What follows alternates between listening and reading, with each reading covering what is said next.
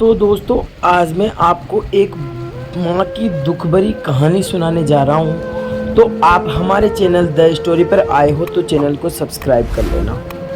एक बार की बात है, 3 साल हो चुके थे बेटे को अपना घर छोड़कर विदेश में बसे हुए। इन 3 सालों में बूढ़ी माँ और ज़्यादा बूढ़ी हो गई थी। 75 वर्ष की उम्र में सुलोचना देवी की याददाश्त काफ़ी कमज़ोर होती जा रही थी। उन्हें रोज़मर्रा की चीज़ें याद ना रहती, लेकिन जो उन्हें हमेशा याद रहता वह था उनका बेटा।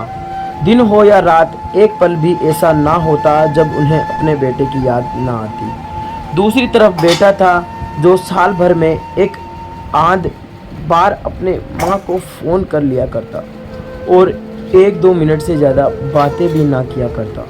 फिर भी यह बूढ़ी माँ टकटकी लगाए अपने बेटे का इंतज़ार करती रहती। एक दिन बेटे का विदेश से फ़ोन आया। हेलो हेलो, सुन रही हो ना माँ? अनिल बोल रहा हूँ, तुम्हारा बेटा। कैसी हो माँ? मैं ठीक हूँ बेटा। तुम, बहू और मेरा पोता कैसा है? माँ ने पूछा। सब अच्छे हैं माँ। अगले हफ्ते गांव आ रहा हूँ माँ, तुम्हें लेने। अब हम सब एक साथ ही लंदन में रहेंगे माँ। तुम्हारी बहू कह रही थी माँ को यहाँ पर लेकर आओ, बेचारी अकेली वहाँ परेशान होती होगी, बेटे ने कहा।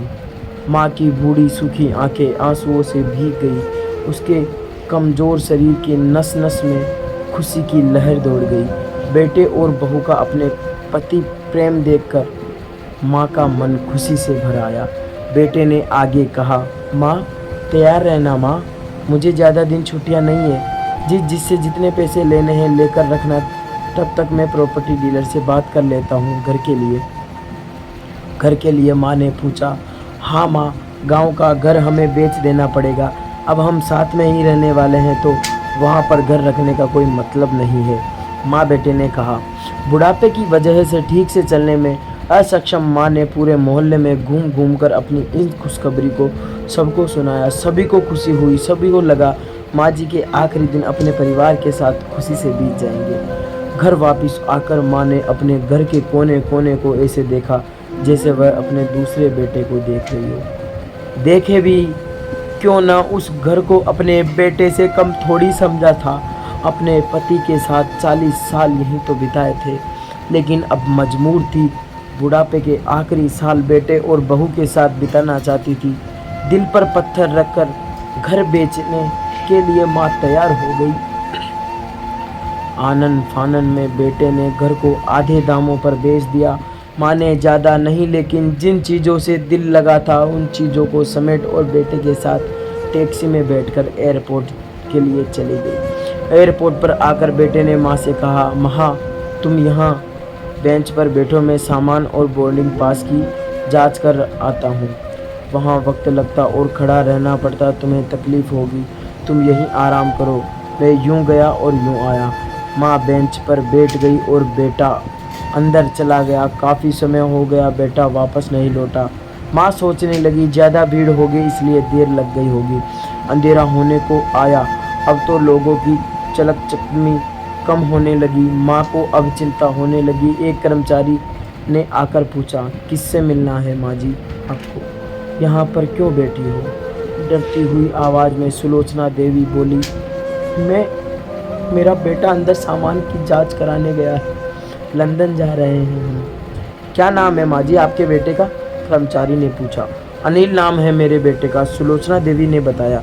कर्मचारी अंदर गया और थोड़ी देर बाद बाहर लौटा। उसने सुलोचना देवी से कहा, माँ जी लंदन जाने वाली फ़्लाइट तो दोपहर में ही जा चुकी है और आपके बेटे की उस फ्लाइट में बैठकर लंदन जा चुका है। अब आपके यहाँ बैठने का कोई मतलब नहीं है, आप भी अपने घर चले जाइए। क्या? जा चुका है और मैं घर जाऊँ? घर? माँ की आंखों से आंसू के सैलाब उठने लगे। जैसे तैसे माँ घर पहुँची, जो अब उसका था ही नहीं, बिक चुका था। वह बरामदे में तुलसी के पास सो गई। घर के नए मालिक को उस पर दया आई तो एक कमरा किराए से उसको दे दिया। पेंशन के पैसों से खाना और किराए का बंदोबस्त हो जाता था। दिन बीतने लगे। कुछ दिनों बाद घर के नए मालिक सुलोचना देवी से कहा, माँ जी आप अपने रिश्तेदारों के यहाँ पर जाकर क्यों नहीं रहती? इस उम्र में आपके लिए वही अच्छा होगा। अच्छा तो होगा, लेकिन अगर मेरा बेटा वापस आया तो उसका ख्याल कौन रखेगा? मेरा बेटा बहुत भोला है, उसे अपना ख्याल रखना बिल्कुल नहीं आता। मैं कहीं नहीं जाऊंगी, क्या पता कब उसे मेरी ज़रूरत पड़ जाए, माँ ने कहा। दोस्तों, सच बता रहा हूँ, माँ की ऐसी बातें सुनकर मेरी आंखों में आंसू आ गए। किसी ने सच्ची कहा है, पूत कपूत हो सकता है, लेकिन माता पिता कभी कुपात्र नहीं होते। दोस्तों, आप सभी के साथ हाथ जोड़कर विनती करता हूँ, अपने माता पिता की जितनी हो सके उतनी सेवा करना, उसके साथ कभी बुरा बर्ताव मत करना। ऐसे ही और कहानियाँ लेकर आता रहूँगा दोस्तों। तब तक के लिए जय हिंद, जय भारत। अपनी अपनी माँ के लिए सभी एक एक लाइक ज़रूर से कर देना। बाय दोस्तों, मिलते हैं अब नेक्स्ट स्टोरी के साथ।